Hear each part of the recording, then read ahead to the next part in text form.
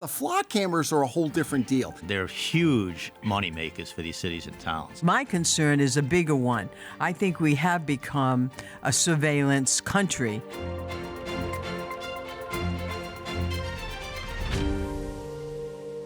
And welcome into our latest episode of Lively. I'm Jim Hummel. We're joined this week by attorney and former chairman of the Rhode Island Democratic Party, Bill Lynch, and former Rhode Island Attorney General and columnist, Arlene.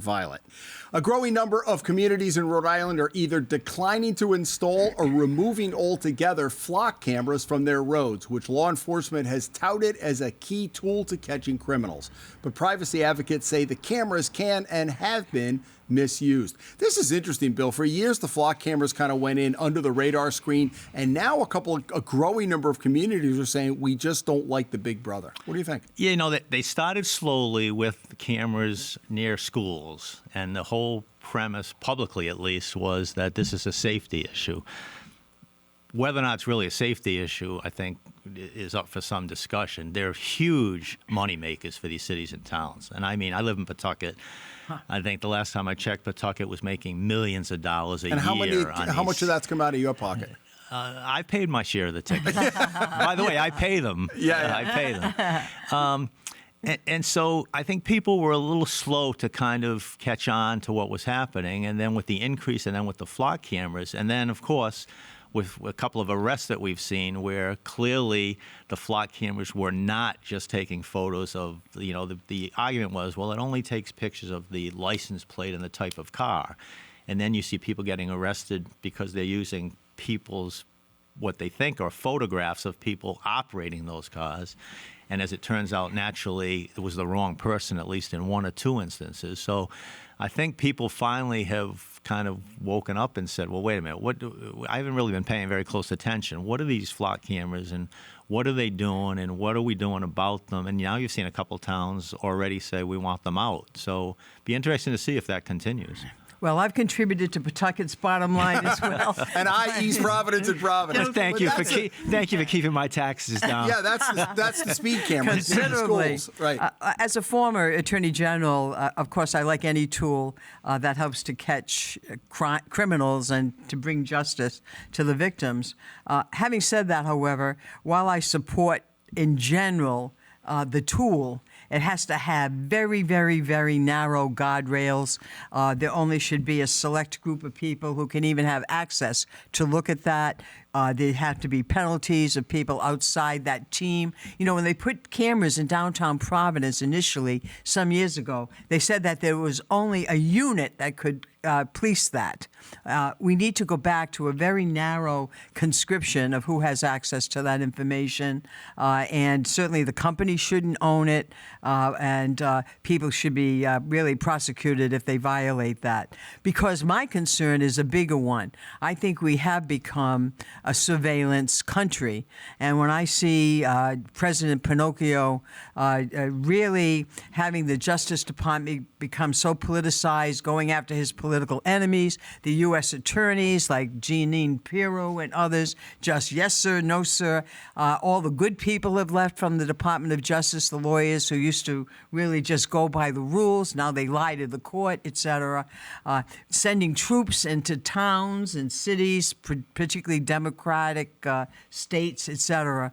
I just think we're becoming far too much of surveillance country. So these tools misused really cause me grave concern, particularly in the hands of President Pinocchio. Yeah, and you know, I just want to say I'm glad I've lived long enough at this point to be on this program with Arlene, to hear her talk about the Republican Party like this. Yeah, well, I'm going to meet with her afterwards and see if I can finally get her to register as a Democrat. Like, don't hold your breath. I think the Republican Party may have left you behind a long time ago, but that's a whole nother show. So, Bill, you would refer to the speed cameras started and tremendous amount of revenue. And I've said in my own town, we both live in Barrington. I told the town council, it's only the third letter I've ever written to the Barrington Times in all my years living there. I said, if it's really really about safety and not revenue, let's take all the money that you're taking, put it aside, don't touch it, keep it in a restricted receipt account, and next year when we have that huge budget increase come, use that to offset. Well, they get addicted to the money, like Providence and East Providence,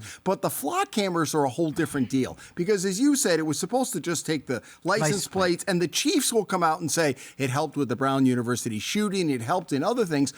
Years ago, as a reporter, I used to be able to call cop sources and say, can you run a license plate for me? Now, they have cracked down on that, and they have a record. And everybody thought that was going to be true with the flock cameras. Now, some cops are going after ex-partners and all of that. So that's where they really need to tighten it up if they're going to use it, I think Arlene's correct. You know, it's one of those things that sounds like a good idea when it's probably proposed, and people don't maybe pay that close attention to it either. And then, as Arlene has pointed out, and as you have, that's exactly what's been going on. You have apparently complete access to the records by anybody that wants them. And as opposed to using it for safety or security purposes, you have people looking after ex-girlfriends, ex-partners. But there's got to be a fingerprint on that, right? If you pull up a flock camera, don't you? If you pull up a record by the police, maybe that's the problem. Is that it's not, there's no regulation on it, right? Yeah, it depends. Of course, it's left up to the local police department, I think, in terms of what kind of access information they have when people go into the computer. Can they find out who accessed the information? So guardrails, guardrails, guardrails. But also, I think we have to keep an eye out that we have to watch out that we don't become a tyrannical country. You know, it's interesting. There was a young officer on the Pawtucket Police Department who spoke out. He made the mistake of speaking to a reporter for the Valley Bree. He shouldn't have done it. It was a violation of department policy. They had it in for him, and they trumped up charges, and he basically left the force. He was one of their best guys, and he was ahead of the curve. Yes. He was 4 years ago saying, I'm really concerned about where these flock cameras are. The department didn't want to hear it and moved on. And now he's spoken to a couple national outlets, but he was prescient in his concern from the patrol car. And it cost him his career. Yeah. It's too bad. And, then the black mark goes if he's, trying to get a job with another place. So we shall see where it goes. Thank you for joining us for this episode of Lively right here on Ocean State Media. Subscribe to us on YouTube and tell us what you think in the comments section below the video.